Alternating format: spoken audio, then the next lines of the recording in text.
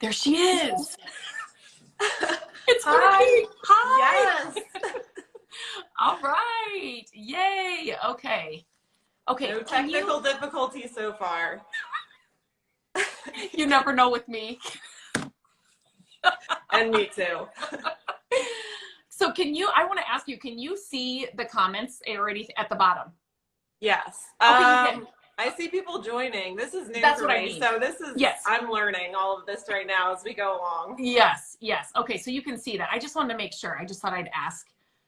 Okay. I just see people joining. I don't see comments yet, but maybe. Oh, I see comments. Okay. There's a few. Sometimes it lags a little bit, but I was just wondering if you could see them. Yes, okay. I can now. Okay. Okay. Yep. So the first thing I think we should talk about is that we are going to do a giveaway with this live. So we want you guys to comment, share the video, share the live, and just interact with us here. And then at the end, we're gonna pick. Should we announce it on our pages? It's gonna be a $50 gift card to wherever you guys want that to. Winner's choice. Yes. Yep. Okay. Yeah. So let us know you're here. Let us know where you're coming in from. We would love to know. And yeah, we're excited. We're just excited to have you guys here and following along with us. We can't wait. Yes. Yes. Okay. Okay. I think we're good. I just saw somebody ask, where are you? So I'm in Iowa. And I'm in Pennsylvania. Okay. All right. So that's where we are. Our names are the same. Our first and middle names our first name spelled exactly the same. Our middle name, Renee. Like, that is the most random middle name. I will never forget that day when we figured that out. That was just crazy. It was so crazy. So I knew I liked you from the start. Yeah, right? Okay. So I think what I'll do is we can kind of go back and forth with our questions and then answer these questions. So these are things that you guys have sent in over the past couple days. Let's just, she's got her list and I've got mine. So the first one I got was, have you reupholstered? I have a cane chair and I'm scared. Any tips? So for me, I wish I knew how to upholster things, but it's probably a good thing because I would rescue so many more things and our garage would be packed full. Yeah. But you can, like, I've done reupholstery, like chairs are easy to do. So like if I don't know a cane chair, if you're just talking about the seat, that's super simple. Usually, I mean, it's like a staple gun underneath the seat of the chair. I've done a lot of those that are easy, but nothing like a full chair or anything like that. Yeah, same here. I mean, I've done like the bench cushions and the seat cushions, and it's super easy. I just go to Joann's and get some new fabric and use my staple gun. And if you need to get that like extra foam to use to put in there, you can do that. But it's relatively simple. Normally the fabric just pops off like very easily. So, but anything further than that, no, I haven't really experimented. I kind of stay away from that because I know it's a little bit more in depth. But same. Yeah. I always find pieces too. It's always like chairs and I'm like, oh my gosh, this would be amazing. But yeah, I don't know how to. One day we'll take a class. Oh my gosh. Okay. So another question I got was, I want to start flipping furniture. Is it expensive to start? Do you want me to? When I first started this, I did it because I wanted to decorate our home, but we didn't have the budget. When we first got married, I didn't have the budget to go buy all new furniture and all new decorations and all that. So I did it because I just used the supplies that I had on hand. I was using wall paint when I first started, just on pieces of furniture for our home. But to start, what would you say you need to start if you just wanted to start this? I mean, so for me personally, I kind of like accidentally landed into the furniture. Long story short, I had like a small retail shop that I opened and I used the furniture for display, not for sale. And when people came in, they wanted to buy the furniture. So then it kind of turned into something else, but that's good because there is definitely a market for it. And especially now with everything going on, like everybody needs furniture and they need it fast. Yes. So, I mean, I would just don't go overboard in the beginning. I think that's a mistake I made where I was like, I need to buy every piece of furniture I see. I need to have my shop full of furniture. And then it just becomes overwhelming. So I would just say, start small, figure out what you're getting pieces for. Like it's a learning process, of course. For and sure. You're not really going to know in the beginning, but the more you do it and start figuring out how much you're buying them for and selling them for, then you can kind of make better judgment as time goes on, I think. Yes, for sure. And I mean, find a paint brand that you like. I mean, a sander. I mean, you don't have to buy the most expensive sander in the beginning. Invest, if you're going to brush, invest in some good paint brushes. I have learned the hard way. I would get the cheapest ones and then they'd fall apart while I was painting, you know. So, I mean, and I mean, I was trying to think of what else I would have somebody, a good primer and a top coat. I mean, really, that's all you need. Don't pick up anything that needs major repairs right off the bat. Agreed. That was a huge mistake I made. And you get so frustrated with doing that, where I was like, this is not worth it in the long run. This is more of a headache than an enjoyable process for me. So that's, again, something I consider when I buy furniture, that I focus on quality over quantity. I think that's really important. Yes, I agree. Do you want me to just go through my list first, or do you want? Yeah, if you want to, or whatever. I mean, I can pull some as well. Okay. This kind of ties in when we started. Were you confident when you started, and how does your work compare then to now? No, I was not confident. I mean, literally, I had no idea what I was doing in the beginning. Exactly. None. Mm-hmm. I was just doing it. It was kind of out of necessity. So I knew I had to do this if I wanted, you know, our home to be the way I wanted it to look. And then, but like she said, it's the more you do it, I mean, it becomes like second nature. You will be able to look at a piece from like a distance and know it's a yes or a no. I mean, it just becomes like second nature. So no confidence at all in the beginning. Nope. I just went with it. Agreed. Not like, didn't know what I was doing, just kind of went with it and made a lot of mistakes, but I'm actually grateful for the mistakes I made, because I learned so much, and I don't think I would have, you know, grown in so many ways if I didn't make those mistakes. So it's, again, it's, you know, and with time, I think like your experience is valuable. Like you learn so much. I've learned so much over the years, and I've learned by trial and error. So it definitely takes time, but you start to get into a rhythm, and you figure it out. Yes. Okay, the next one. Okay, I don't know, so this one was, how do you fix a drawer with a crack in it? So I'm not sure where the crack is. They didn't send a photo or anything. And that kind of goes back to, it depends on what can you do repairs, or can you, like, if you're just starting out, don't, it's kind of like legs on a chair. Like if they're cracked or whatever, do not pick those up. Or drawers that aren't working right, especially in the beginning, I wouldn't pick them up. So I guess I don't know if we can really answer that one. So I'm not sure where the crack is. So I mean, and if it's something like, if it's a minor crack, I know there's like all the wood filler and Bondo that works really well. I personally love using the DAP plastic wood filler. That stuff works like a charm for me. It's pink, it goes on pink, but it dries naturally. But I know a lot of people have recommended Bondo, which I personally haven't used, but I would love to try it someday. But yeah, I would definitely just be cautious when you're buying a piece, and examine it, like check it out, like open the drawers, see what repairs are needed. If it has any funky smells to it, I kind of stay away from those. But just, you have to be careful with what you're buying, because again, you don't want it to turn into more of a project and headache and a nightmare. Yes, for sure. Yeah. Okay. I actually really liked this question. What wood types are your favorite to DIY, and any you stay away from? And I like this question because the wood types that I like are also the ones I hate. Because I specialize in vintage furniture, most of that furniture is made from walnut and mahogany. And mahogany I have a love-hate relationship with, because mahogany tends to be a bleeder.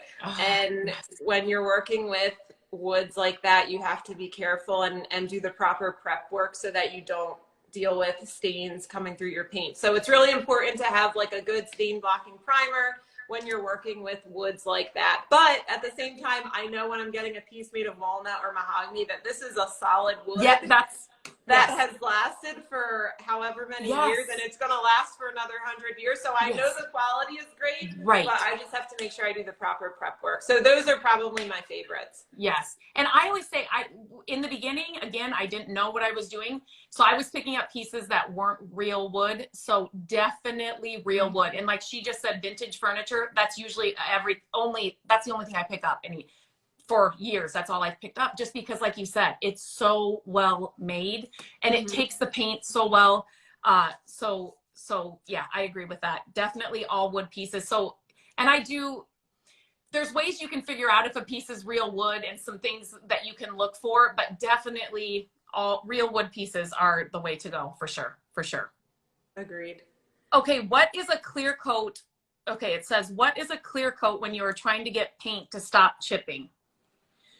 So for me, what I just use like a top coat. Like this piece behind me, I found this on the curb and the doors were really, really chippy. So I just used like a scraper to get off the, the real chippy stuff. And then after that, I just used a top coat, a matte. I like to use a matte top coat usually, but especially for our home. So then I just painted that over this and it just kind of stops chipping. I did the same with a barn door headboard that we had. Same kind of thing. What would you say, Lindsay? Yeah, agreed. Are there any specific top coats brands that you especially love? Well, see, I really like Dixie Belle and I really like Wise Owl. Okay. Right now, those are the two that I'm basically using. Okay. Yeah, I love using Country Chic Paint Clear Coat. It goes on great. I've used that too. It doesn't yellow. I know that was another question about a top coat that doesn't yellow, or that doesn't, yellow or cause discoloration, but that is one I recommend. And they also have a tough coat, which a lot of people will use on like dining room tables or just pieces that are being used more frequently. And it also sprays really well. So that's one top coat I love. And the other one that I love is Varathane Polyurethane. I've never used that one. And I see you use that. Yeah, you love that. Yeah, and that comes in all different sheens, which is really nice. Yes. If I have clients that want something in matte or something super glossy, you can get any of those. So yeah, that's great as well. It sprays beautifully. And I personally haven't had any trouble with it yellowing. To be honest, I feel like years ago, if I ever had that problem, it was not so much because of the top coat. It was because I wasn't doing the proper prep work for it. Like if you're painting a piece white and you're not priming it and it's mahogany, or if it's like, an old, like a vintage piece. Yes. And then you top coat it, it's probably gonna yellow in certain areas. So I think the prep work is so critical to prevent that. Yes. And she says she's been saying spraying. So she does a lot of hers. You spray most of all of your pieces. I spray all of them. Yes. And yes, we have sprayers, but I like to do the brush just because, it's easier for me. Lindsay has an amazing setup for her spray. Oh my gosh. Well, finally, after all these years, I needed one. It was about time. It's unbelievable. If I had that, yes, I would be spraying more often. It's so cool. It's so cool. Okay. Do you want to go next? Well, sure. Somebody asked, do you only spray indoors? Oh, okay. Yes, now I only spray indoors because I finally have a spray booth set up that has just worked really well for me. And I do have all that saved in a story highlight if you're ever wanting to build your own and you just need, some direction. Check that out. It's cool. But for the longest while, I was spraying outside, which when the weather cooperates, it's not bad. But in the wintertime, that was not feasible for me. Right. And a lot of people will ask me, like, why do you spray and not brush? And the honest truth is because when I started to brush paint, I had so many issues with my hand and my wrist that I physically couldn't do it. Yep. To the point where I was like, I either need to find another career or figure something else out.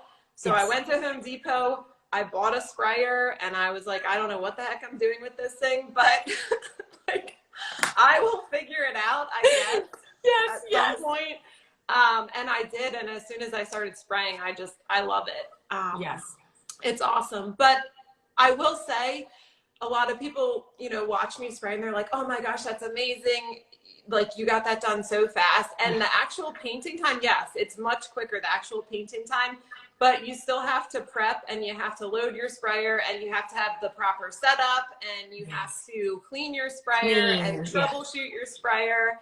And there's a lot of behind the scenes that goes on with spraying. And for me, it's worth it. Like I love every minute of it. Spraying is just like so satisfying for me. Yeah. But there is a lot of work behind the scenes that goes on in order to get everything to work properly. Definitely. So, definitely. Yeah, it is. Yes, I totally agree with that. And for some, don't you think there's a learning curve with the sprayers? And all sprayers are different. I feel we've had so many, so it's kind of like learning each sprayer.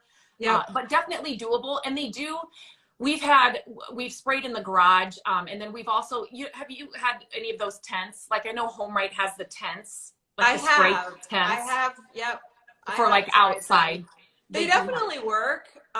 Some of my pieces have been like much larger. Like if I'm doing a buffet, it's harder for me to use those just because you have to get like on all the sides of it. But for smaller pieces, I think they're great. I think they're definitely great. And they prevent the bugs from dropping. Yes. Or the leaves, like you'll get some wind and then there's like 15 leaves. I'm like, oh my God. Exactly. Totally been there, done that. Yeah, then you're going out there with tweezers and picking out all the bugs. Yes. I was like, I need to get a different setup going on here. This is not working for me. And you guys check her highlights because her like your lift thing too. I'm like, oh my gosh, it's amazing. Yeah, you've got the setup. It's been a lifesaver for my back. Yes. I mean, I do this pretty much by myself. I have help occasionally, but when you're moving that stuff around all the time, it really, it starts to take a toll. So yeah, it does. It does. Yeah. Okay. What is your favorite type of stain? Gel, oil-based, water-based? So I don't stain a ton of my pieces, but from the few that I have stained, I know, like if you just want to get something at your local hardware store, Minwax makes a good gel stain that I've had luck with, and it comes in so many different colors. Yes. I think General Finishes has some really great stains that I've heard are amazing. Those are really the only two that I know of or have worked with before that I would recommend. And Dixie Belle has a good gel stain too that I've used before too, and I've really liked. So that, yes. And I haven't done a lot of like, I don't do a lot of, what do I want to say, where you're like taking the finish off. You know what I mean? Like, I don't do a lot of that. If the like piece, stripping down the bare wood. Yes. No, I don't do that. Do you do a lot of those Lindsay? That's so much work when you're stripping it all down. And that's like all my mom used to do. And I'm like, Mom, oh my gosh. If a piece is like in that pristine, I'm just like, oh my gosh, no, I don't do that. I've done it a few times. It's a lot of work. Yeah. Are you talking about removing previous paint that's on it, or just like stripping it down to the bare wood? Stripping it down to the bare wood. So something that I tried recently with my surf prep, I know you have a surf prep as well, are those screen abrasives. Okay, I don't have those. The screen abrasives are amazing. And I did a desk recently where I took the stain off the top, and I was just playing around with my surf prep, experimenting, and I tried the screen abrasives and I stripped the whole top off, and it was awesome. And I was like, I can't believe I've had my surf prep for over a year and I've never used these screen abrasives before. And yeah, so I would recommend if you purchase the Sanding Systems kit, there are screen abrasives that come in it. So okay. I'll have to look. Maybe I just didn't. Okay. And they come in all different grits. So I think I used like 80 grit on it. And it was wonderful. Okay. See, the surf preps, I'm loving it so far, but oh my gosh, that's good to know. Yeah. Wow. Yeah. Because that's a job. It's a job to have to strip it down and. Yeah. It really is. Yes, it is. Which is why I don't do that on a ton of my pieces. It's a lot of work. It is. So. It is. It's a ton of work. Do you want to go next? Sure. Okay. Where is a good place to buy replacement wood wheels and vintage hardware reasonably? Restore. I do love Restore. I've never heard of that. Are you like a Habitat for Humanity store? Oh, okay. Okay, so I do find a lot of that stuff there. Okay. Because they just have pieces, you know, random things that people have. So I would definitely check there. Okay. What do you suggest? For vintage hardware, that's tough. I have saved all of my vintage hardware over the years, so I have like a huge box of it. If anyone needs any, let me know because I have a ton. Yes. But if I buy hardware now, it's new hardware, and some of it looks vintage, but Hobby Lobby is like my go-to for hardware. They have a 50% sale, 50% off sale every other week, and they've just got a huge selection of hardware. So I love going there for hardware. I mean, I've also had luck at Home Goods. I know D Lawless Hardware has some great hardware as well. The hardware store is not as much luck there. I don't think the prices are as great. I have purchased on Amazon though. You can buy some in bulk. That's worked for me. But if I had to pick one place, it would be Hobby Lobby. Okay. Yeah. And say if you're like, if you get pieces that I always tell people this, if you get pieces where there's like 3 handles and so you know you have to get new hardware, save those 3 handles because the next dresser you pick up will need 3 of those handles. Yeah. So say, you know what I mean? It's so funny. We're like, let's just go look in the stash and we will have them, or we will. Same with the wheels. If you find one that's got 2 casters on it, just remove them, keep them, and then we have a stash always. Yes. So yes. Okay, when do you decide to polyurethane instead of wax? So for me personally, I always use polyurethane or clear coat. I just don't experiment with wax much. I've used it before in the past, but because I spray all of my pieces now and I can spray top coat, that's an easy answer for me. But yes, and I will do wax if I'm trying to like deepen a color, if that makes sense. Like sometimes if I paint something green or blue and it's just like too like in my face and I just kind of want to deepen it a little bit, I will use like an antiquing wax. Okay. So it basically just depends on the look you're going after. I think, you know, depends on if you're going to use polyurethane or wax. I think that's the only way, really. Yeah. So I actually have a question. If you're doing a piece and you want like more of a distressed look, will you distress it and do an antiquing wax over it? Or do you feel like just like antique doing like a darker wax is enough? Or what do you prefer? Yes. Yes. Again, it kind of depends. Like, so sometimes I will distress a piece and then I'm thinking, now if I put dark wax or whatever wax over this, it'll just like enhance it more or just make that look. And sometimes it's just distressing and then I'll put a top coat on it, just like a clear coat, I mean. So it just really, every piece is different. And you get, when you're working with it, you know, it kind of evolves as you're working with it, you know, in the end. Yeah, that actually segues into a question that somebody had messaged me. They sent me a beautiful picture of a vintage dresser that they had picked up. Didn't have a mirror, it was just the bottom portion of it. And they were asking about, you know, what color do you envision this to be? Like, do you distress it? Do you not distress it? So just wanted our feedback on that. And for me personally, like, it's such a personal preference. It depends where it's going, the decor you have, the look you're going for. I do a lot of like pastel colors or neutrals. That's just kind of the look that I gravitate towards. But, you know, there are so many options out there. And in terms of distressing, again, it's just, if you're distressing it, do you want it to have more of that time-worn look? Or are you going for like a nice clean finish? But, and at the same time, you can make any piece look amazing in any color. It just depends what look you're going for, in my opinion. What do you think? I say that too. I always ask, I get that question all the time. What should I do with this? Well, are you keeping it? Are you selling it? Like, is it, you know what I mean? I don't know what you're doing with it. So that right there is the first question I always ask somebody, because it's same for me. Am I keeping this piece or selling it? So it's going to look totally different if I'm putting it in my house, because I know when I sell it, there are certain things that I know are going to sell fast. Exactly. So, you know what I mean? So it just depends. It just depends. So that's a hard question. Yeah, if you're keeping it, I would say you could probably go more of the creative route with it. If you're selling it and you want to sell it fast, stick with the neutral. If you paint it farmhouse white, it will sell in probably 24 hours.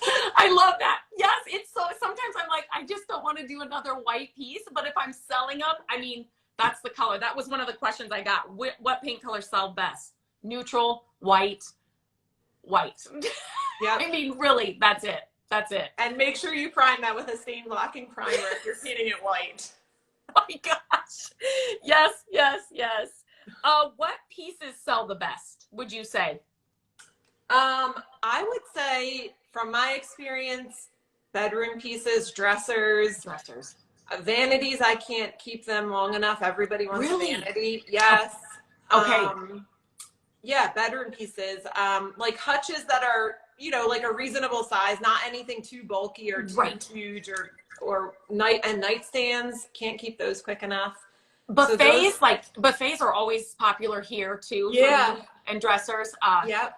Yeah, I think pieces that are functional and pretty, you know, like they've got some storage or they can use them in different things. I think those are the pieces that really sell fast and totally best. Agree. And I think in different areas, so like she said, vanities, she can't keep them in. For me, if I probably wouldn't pick up a vanity right now.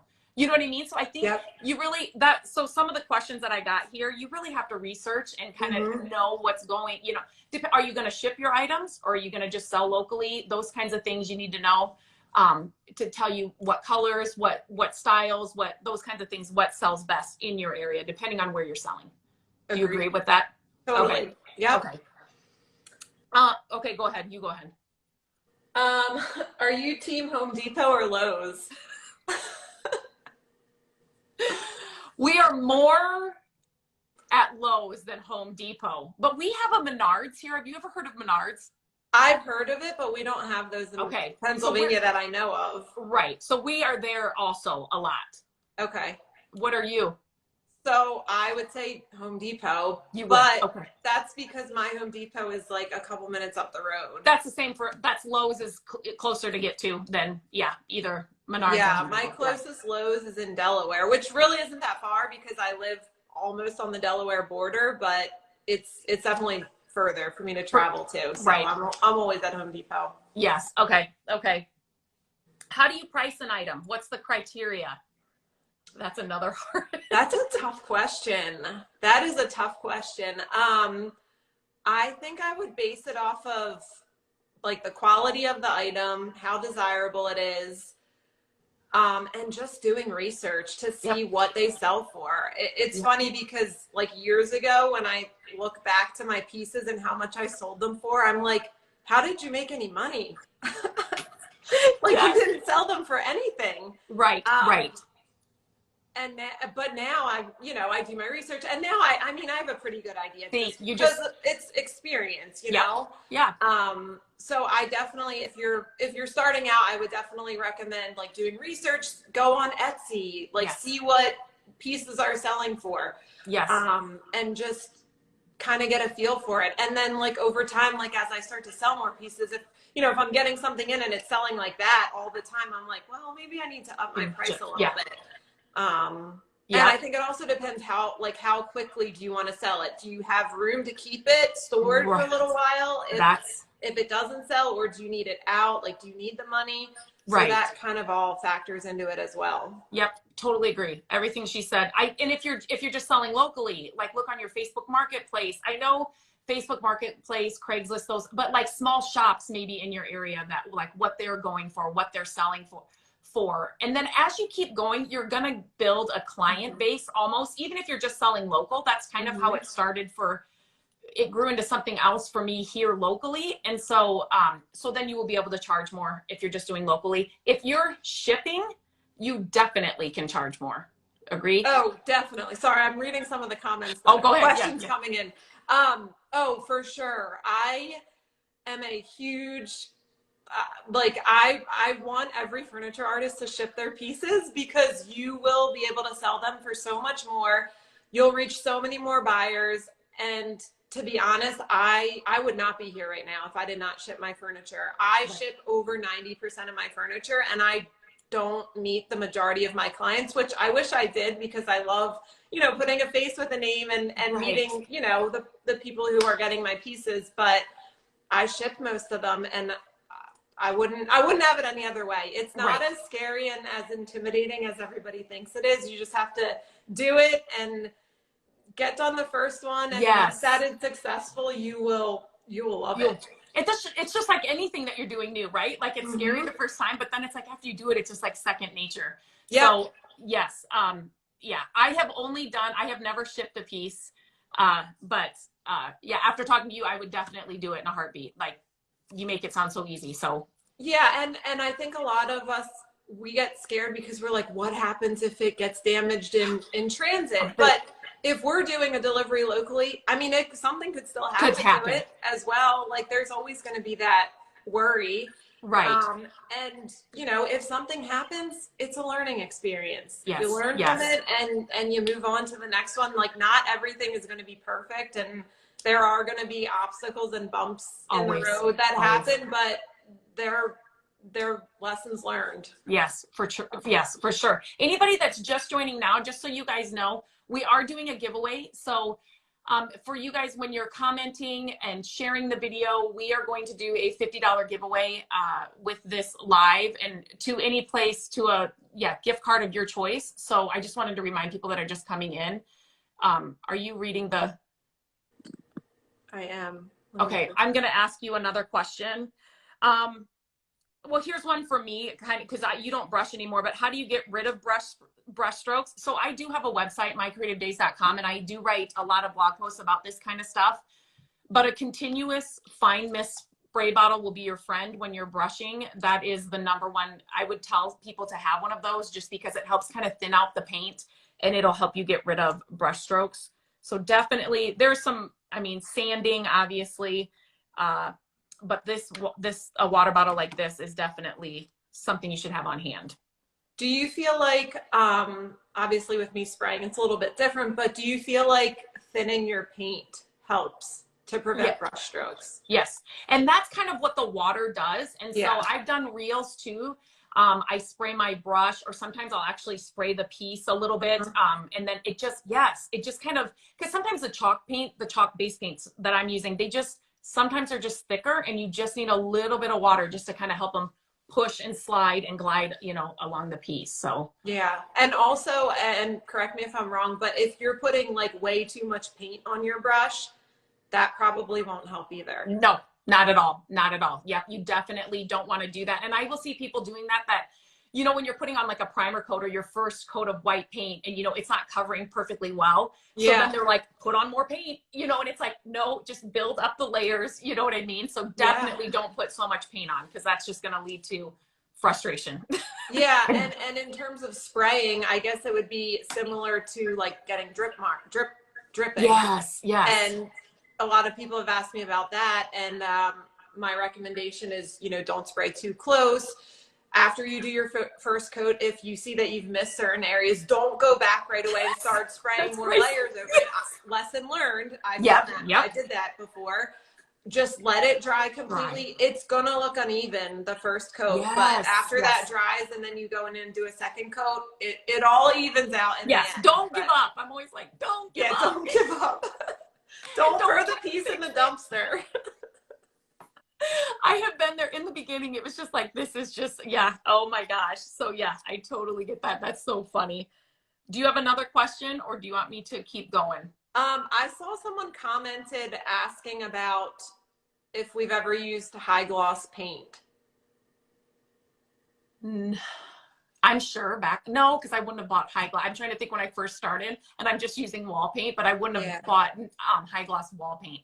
I haven't either. Okay. No, I mean, I pretty much only use Country Chic paint. So their paint it's a clay based paint. A lot of people think it's chalk paint, and it's actually not. It's a chalk style paint, but it's a clay based formula. So it adheres really well. Yes. But no, I have not used that. Yes. Okay. My 4th year, I just saw somebody said my 4th year flipping furniture, and it's my passion. That's amazing. Yes, that's awesome. Yes. Okay. I'll get to, is a social media presence important in flipping furniture?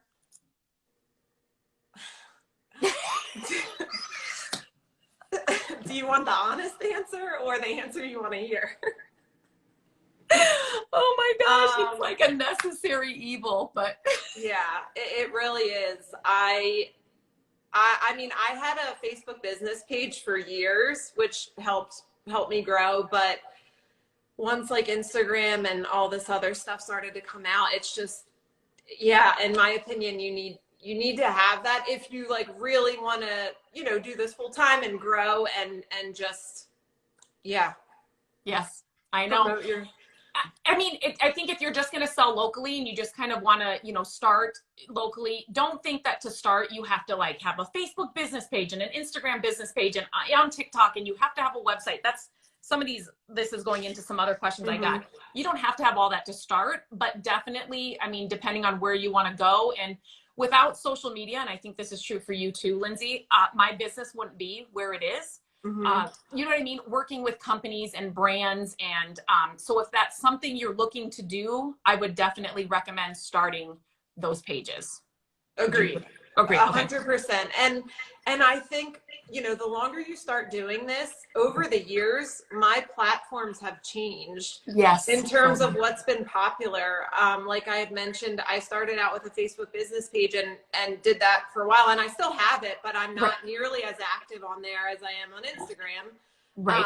And I had a website in the beginning, and to be honest, I don't have that website anymore. It just, it wasn't bringing in traffic anymore like my Instagram does or my Etsy shop. Right. So things will change over the years, and that's why I think it's important to be on like a couple different platforms, because unfortunately you just never know when one of them might not be around anymore. So yes, like even on TikTok, I just recently got on TikTok, and I'm like, I don't know if I can handle another platform, but it's just, you know, it's another way to advertise and get your name out there. Yes, for sure. For sure. And they're always changing. You have to learn new things and do new things. And, but yeah, I definitely, you don't have to have it to start, but it can do great things for your business. So, and we've met so many, like we wouldn't have met. Yes. We wouldn't have met if it weren't for Instagram. So that's so true. I've met so many amazing furniture artists, DIYers, and other business owners that I talk to regularly. Yes. And it's been amazing. Like you just start to create this community of relationships, and you support each other, and it's very uplifting, and I'm so grateful for that. So yeah, that's definitely like that's a benefit. Huge, it is. Yeah. Like Go ahead. And is it stressful? Of course, but every job has, you know, stressful parts of it, and it just comes with it. So you just hope that the benefits outweigh those stressful times. And like I had mentioned, meeting, you know, so many amazing business owners has been so just inspiring for me. Yes. Like so good. Yes. Okay. Where do you find pieces? I find them usually Facebook Marketplace, Craigslist, local thrift shops, auctions, the side of the road. Yes. Not that frequently though. I don't either. People, they're like, I got this dresser on the side of the road for free, and I'm like, where do you live? Because where do you live? Move there. Yes. Same. I know. This was on the side of the road, but this has been, I mean, I don't find a lot on the side. I used to, and it seems like not anymore. Restore's another good one. Yard sales, estate sales. Those are good ones too. And it's definitely a process for me, at least. Like, I don't just find pieces all day, every day. It's definitely like I have to do my homework. Sometimes I'm, you know, at night I'm scrolling through Facebook Marketplace and I'm changing my like location or expanding my search or typing in different keywords. Different words. Yes. It's a process to find. Yes, it is. Oh my gosh. Especially on, I have no luck usually on Facebook Marketplace. And like what she just said, change up your words. So instead of saying a dresser, maybe use like chest of drawers, or just like think of what other people might, you know, title it as or use, and put different keywords in there, and that may help. But yeah, it is a process. Oh my gosh. Yeah. Okay. Well, I'll go to this one. Do you have a price point for pieces that you're picking up? I don't. And I know a lot of people do. Like, they're like, I won't spend more than $50 on a piece. For me, that's just too hard for me because the pieces are so different and the quality of them is so different. And if I I'm desperately in need for a vanity or a pair of nightstands, I probably will spend more, pay more on them. So I don't go by that rule. I go by like the quality of it, how desirable it is, you know, how much work it needs. Right. Like oh, yes, for sure. Yeah. So I do kind of have a price point I like to stay in, but yeah, just like you, especially if it's a piece I'm flipping for our home, you know, I will probably spend more on that, you know. So yeah, it depends on each one, how much work it needs, all of that kind of stuff. Totally. Right. Yep. Same. Like, are you painting it or are you just like flipping it? Right. Because that's another factor that would go into it as well. Right. For sure. For sure. Okay. So somebody asked, do you ship? And we already talked about that. What are the benefits of that? So we talked about that. Do you have to have a website? We kind of talked about that. You don't have to at all. Like Lindsay does not have one. She used to have one. I do have one. But my business, it kind of started with the furniture flipping just out of necessity and then grew into this whole other thing. So, so that's kind of where the website came into it. But you definitely don't have to have one. Not at all. Okay. Do you take custom orders? I used to, and I still will occasionally, but I'm actually slowly fading out of that. Simply just because I don't have the time like I used to work on them. But I mean, I did for one point for the longest while and I enjoyed it. One thing that I will say is over time, this was really hard for me, but I learned to say no if it was a piece that I just wasn't passionate about working on. Because if you're working on something and you're not excited about it, right, like it's going to show. That's not fun. It's going to show and it's not fun. And I wouldn't want somebody working on a piece for me if they were like dreading it the whole process. Right. I want somebody that's excited and like going to do an amazing job on it and just like loves the whole process of it. So yeah, custom orders for me, like in the beginning of me doing this, I didn't do them. More so, I think, because I was just a little skeptical about like, am I going to do it the way they like? Like, there's some added pressure when you're doing custom pieces. But yeah, and I should specify when I say custom pieces, I'm talking about someone bringing their furniture piece to me. I'm not talking about a piece that I get into my shop and I post it for sale and then somebody picks the color. I'm not talking, I guess that's technically still customizing it, but I'm more so talking about someone bringing me like a family heirloom and wanting me to, you know, finish it a certain way. That's something that I'm slowly fading out of. Yes. Same with me. I've done some for family and friends, but I knew I didn't, it's the added pressure and just, it became a time thing for me. I just couldn't do it on top of the other projects I was doing. But I know a lot of people that's how they solely make their money, you know, so it's definitely something, if it's something you're thinking about, go for it. Because if it's something I mean, you can definitely make a lot of money doing custom orders as well. I see somebody ask, painting kitchen cabinets, oak with veneer sides, any suggestions? So Gigi, if you go to my website at mycreativedays.com, we have flipped many homes and we have painted our kitchen cabinets. If you just type in kitchen cabinets on my website, I have many posts about that will kind of walk through it and kind of the things that we learned as we were doing them. So I would send you over there. Lake House Creations, the screens are awesome. Okay, do you have a screen for the serve prep near you or not? Don't get up and go like look for it. I mean, I can grab one. Well, I have my surf prep here.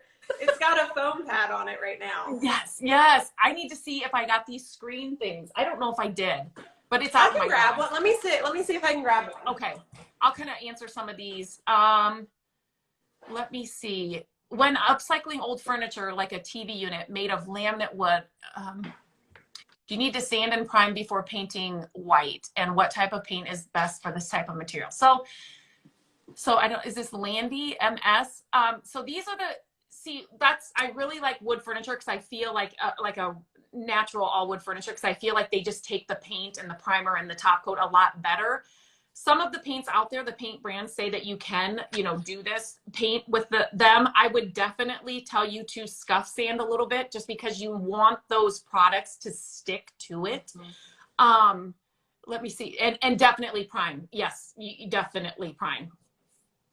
Okay. Did you get one? Did you find a screen? Did. Yep.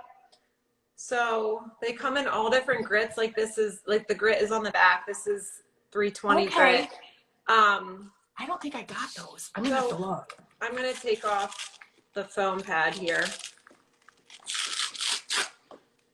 And then it literally just goes right on. Sorry. Just right on the same. Okay. Yeah. Okay. And there's also another like black foam pad that you can put in between. Yes. Those as well.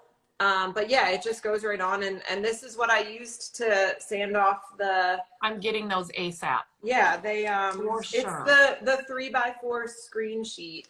There's a sample pack that comes in the sanding systems kit, and it comes. There's 2 of each, 80 grit all the way to 320. Okay. So yeah, I definitely recommend these.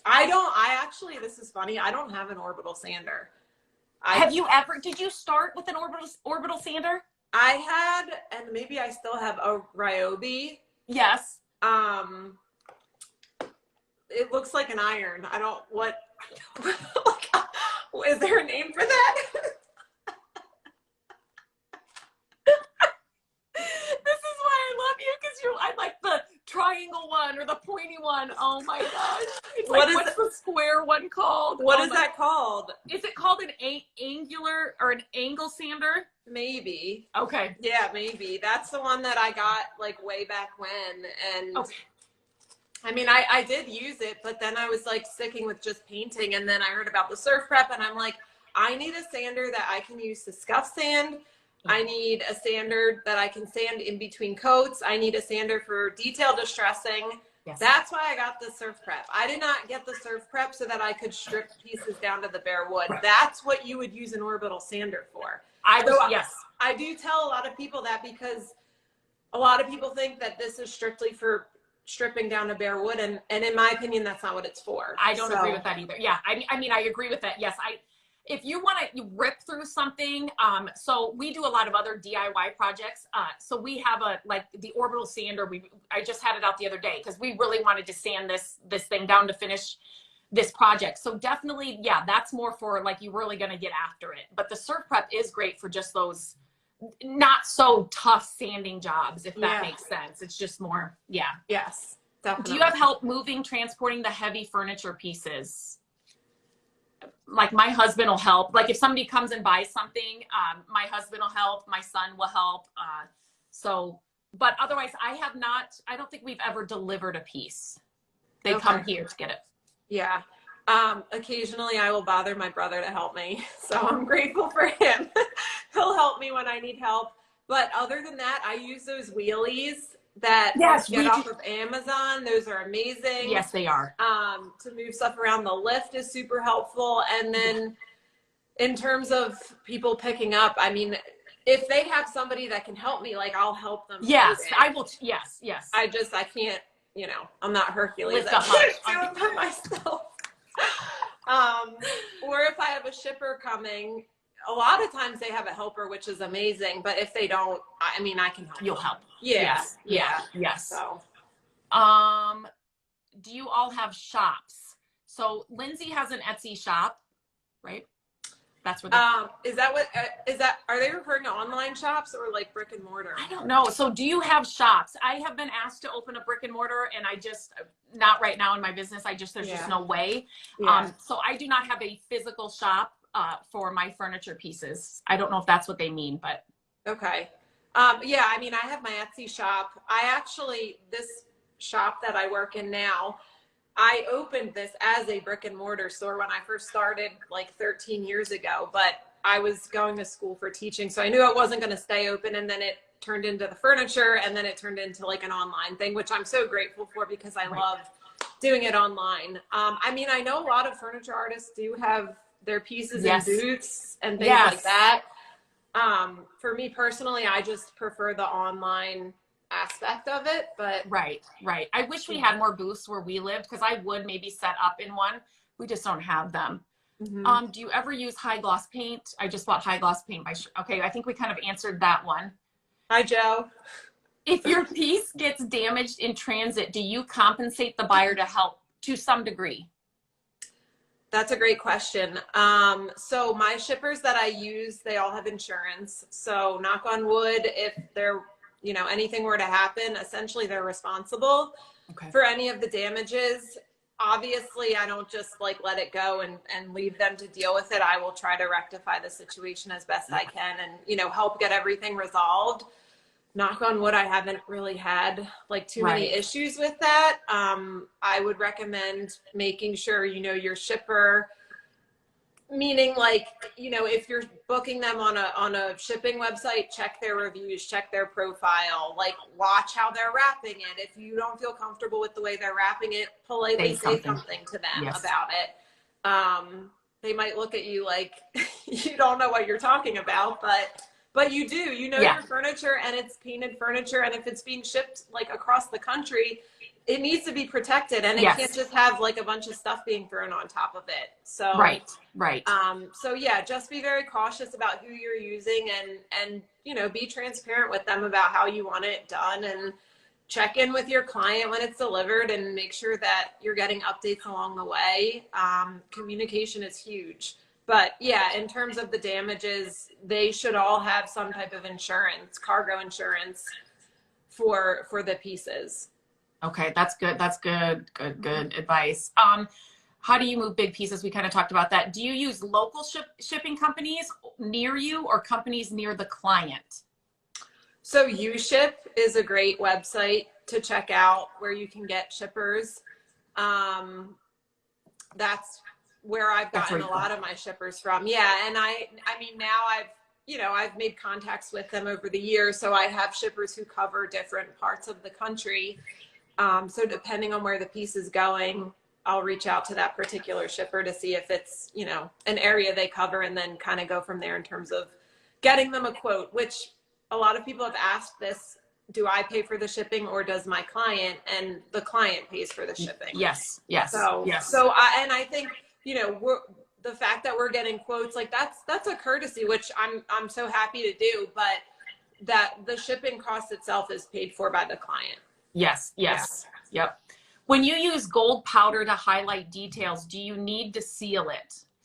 So I've never used gold powder to highlight details. Have you used that? I haven't used gold powder. I've used metallic acrylic paint. Okay. And I do seal after.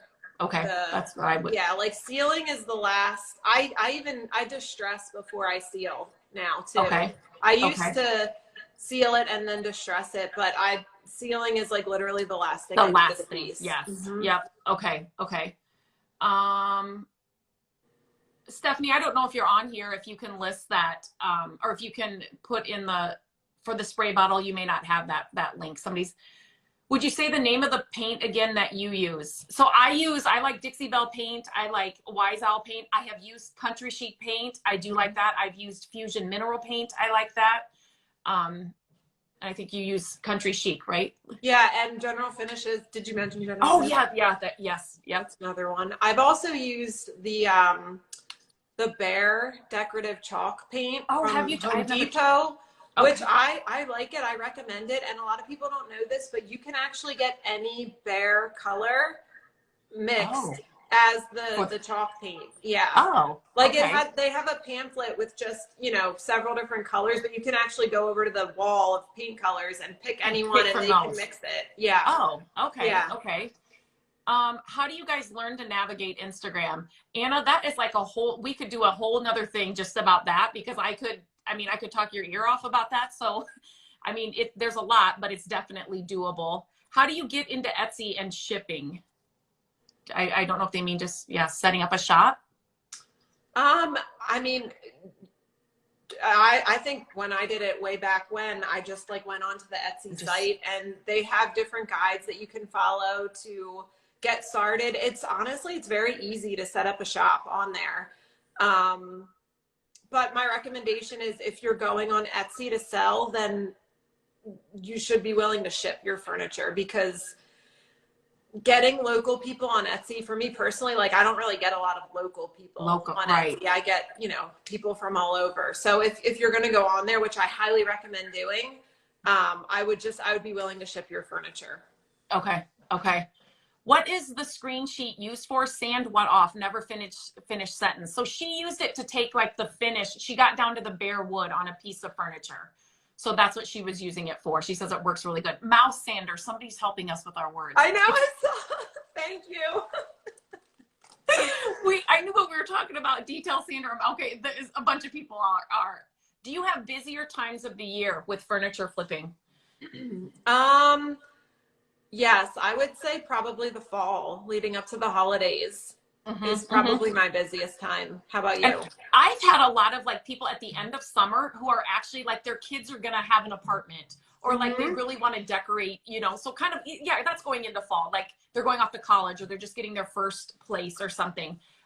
So yeah, that would probably be the busier time.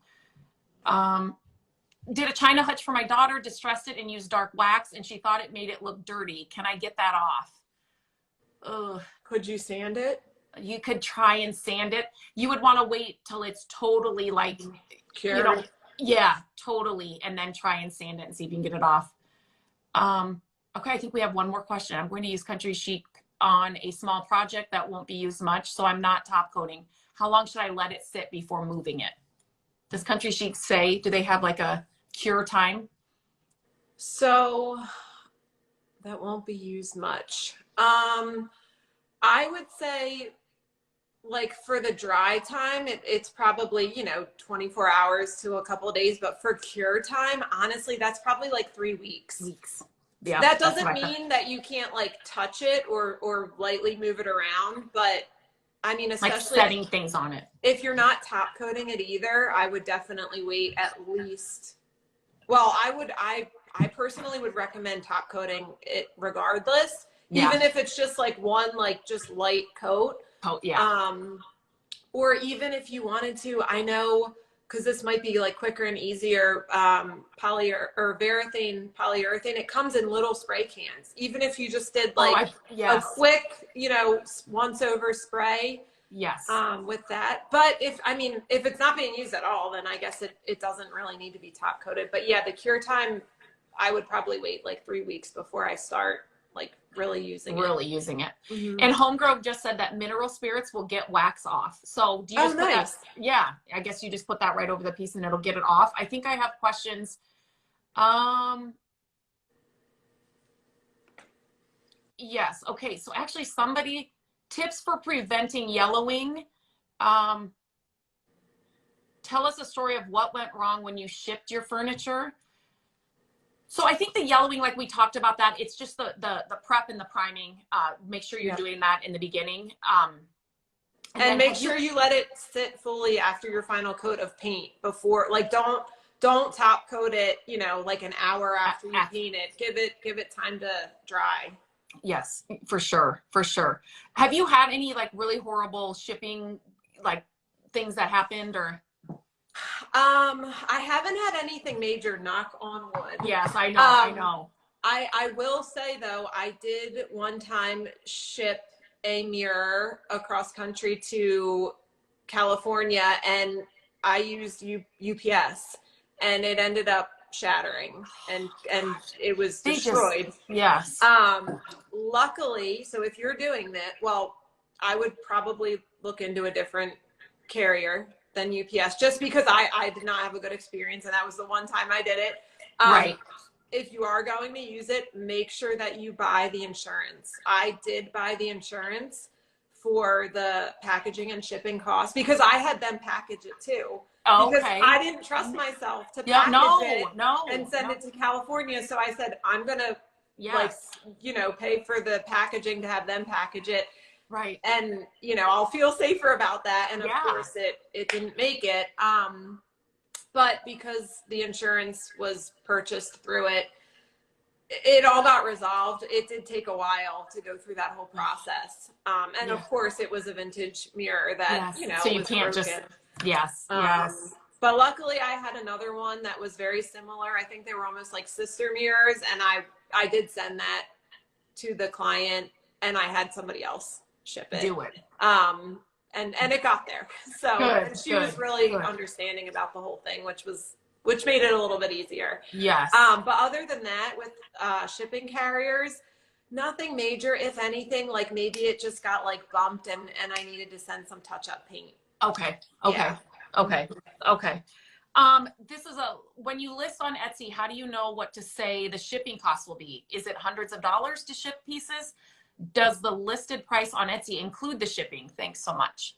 So this is a very difficult question to answer, and it's frustrating for sellers on Etsy because we can't put a price on our shipping for the pieces because we don't know where it's going. Like if I'm shipping a piece to Delaware, which is, 10 minutes from me, that shipping price for a dresser is going to be way less than if I'm shipping it to California. So there's basically two options. You can not put a shipping price in, but then your listing will say free shipping, and you have to specify in your description that the shipping actually isn't free.